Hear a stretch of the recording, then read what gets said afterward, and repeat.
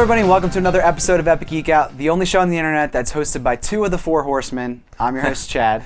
I'm your host, Rob. Nice. And like always, you could check us out on Facebook. You could like our page there. And also check out our website, www.epicgeekout.com. Please subscribe to our YouTube channel because you'll get updates when we put out new episodes every Tuesday and Thursday. You can also follow us over at Twitter at Epic Geek Out. But let's get into our review of Darksiders 2.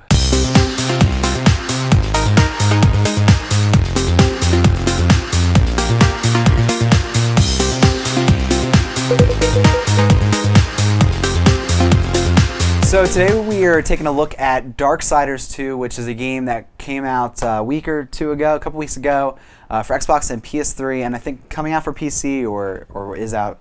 But it's by THQ, the game developer. It's a sequel to Darksiders, obviously, which I played the demo for, but didn't really play. Did you play at all? Not at all. Not really.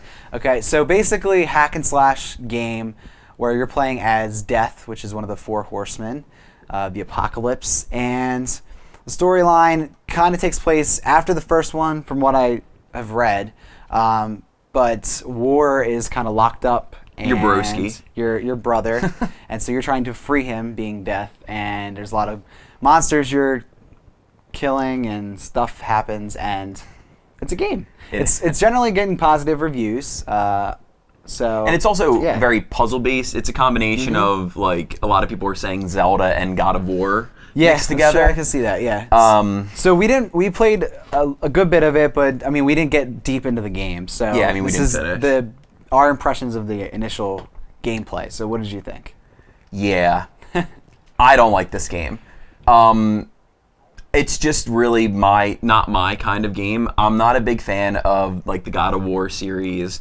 I actually never even played Uncharted, which I want to play, but it's just not my kind of game. And I think let me say though, it does do what it does well.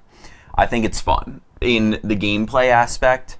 It has a rich storyline. The graphics I could give or take. I don't think the graphics stand out for what it is. It's a single player story game, and I just can't I was playing it, and I'm like, okay, I don't want to get over this. Like, I just can't play it. Like, it's just really not my kind of gaming experience that I like. I was impressed with, really, the game itself, but I like the fact that this one did something different. It added loot to the mix from, other stuff I heard. And there really isn't anything better than killing a monster and getting a cool, battle hammer, which I had as my, secondary weapon for a while. And, stringing together the combos is awesome. But it just reaches a point where I just don't enjoy playing that kind of game. And that is just my gaming preference. I enjoy games where I'm playing with friends and you just have those oh shit moments, and it's not just you in a room. Oh shit, I threw that guy up in the air, he hit the thing, and came back down, swirled around, killed these guys. Yeah. It's, you're playing with people. And Yeah. So I see what you're saying. I can't recommend it just from my own preference of games, but I think if you are a fan of God of War and like some puzzle solving games, it combines a lot of elements from different games and does that well. So if you like that, definitely check out the game. I mean, this is just my humble opinion from someone who doesn't like that kind of game. So I don't want that to prevent anyone from getting it. So definitely check it out if that's your kind of game to play. Yeah, it's definitely a polished game. It's a AAA title that it's kind of first of the fall now as we're getting into the gaming season, which is awesome. Because movies are letting us down. Yeah. Well, yeah. I liked the aspects of the game, the fighting, the combat mechanics. Very fun, very fluid. Once I locked into the dodging, I was having a lot of fun with that. The combos are really cool, like you said. It looks cool, the animation's cool. But really, it's just that little smidgen of gameplay repeated over and over and over again. So while it's fun, it's not enough, like it keeps going and it's just more the same, and then I'm like, oh, well, I'm just doing the same thing, and that's okay. It's not necessarily bad, but it's just more of the same over and over again. then there's like elements of the game which I guess they felt like this isn't enough. And to be honest with you, I don't know if it would have been enough just to have the hack and slash part of the game. But they like tacked on, kind of like what you were saying, they tacked on parts of other games with the Drake's Uncharted, where they have the the platforming aspects of the game. Yeah, the traversal where I found that completely stupid and pointless, and I didn't know why they put that in there, because it was just like it took really you out did of not it. enjoy falling. You're well, yeah, that sucks. But then it's kind of cool how you go get back up, brought yeah. back up. But yeah, like I was kicking ass like with my 2 blades, like killing people.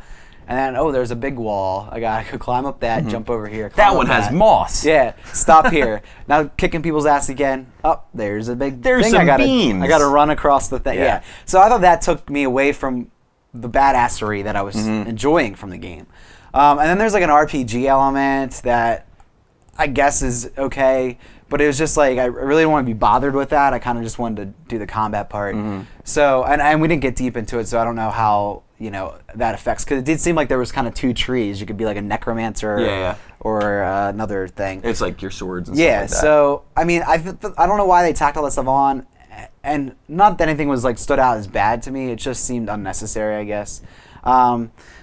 Yeah, I mean, not totally my type of game, but there was fun to be had. I don't think I would purchase the game. Definitely not. You can get, for $60, you can get so much more value in a game that you can play and have a unique experience on.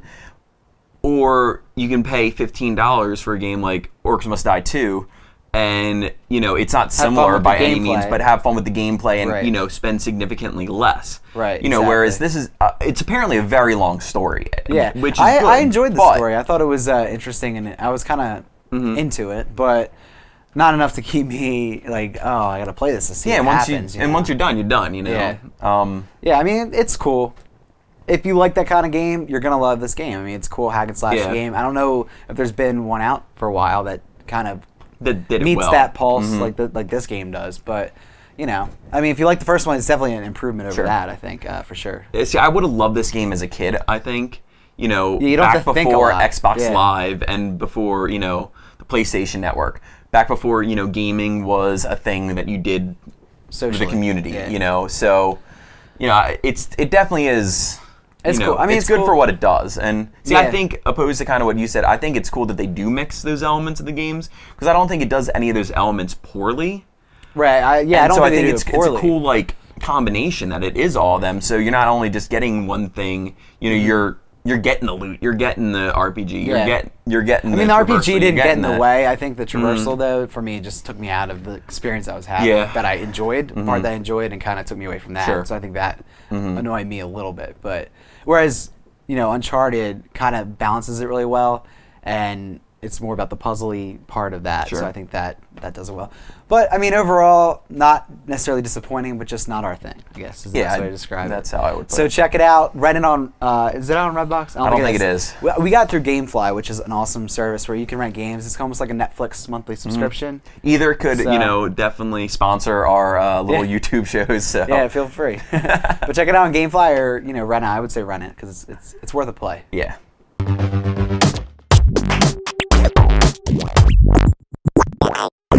So another show has come to an end, but not over yet because we have something to thank today. Rob, what's your thanks for the day? Continuing the week of Chad was right, I was wrong. He doesn't say this often, so this is pretty awesome. Because it really hardly ever happens with real things. I would like to thank Chad for being the person that kind of convinced me to get on Twitter. Yes. We each do have our own Twitter handles. Mine's Robert C. Malone. Yours Chad Gingrich. Yep. Is it Chad Gingrich? It's not C? Yeah, Chad Gingrich. Yeah. Okay. I think I put out less than 20 tweets myself. Most were when we were just at Comic-Con, and I felt it was just the thing to do. But I think it's awesome. I think I'm following, You follow it way more than I do, even. Yeah, because I just think it's great getting the tweets from people, your news, it's kind of like something to do, like those 99-cent games, like you were saying, Flick Home Run. Yeah. It's a perfect toilet thing. You just see what's going on, and it's just. I'm really liking because Guild Wars 2 just came out, which we will be reviewing in the future, but this weekend was their early release weekend, and the way that they communicated through Twitter for support issues was awesome, and I think that is another way to use it for Yeah. a company, which is cool.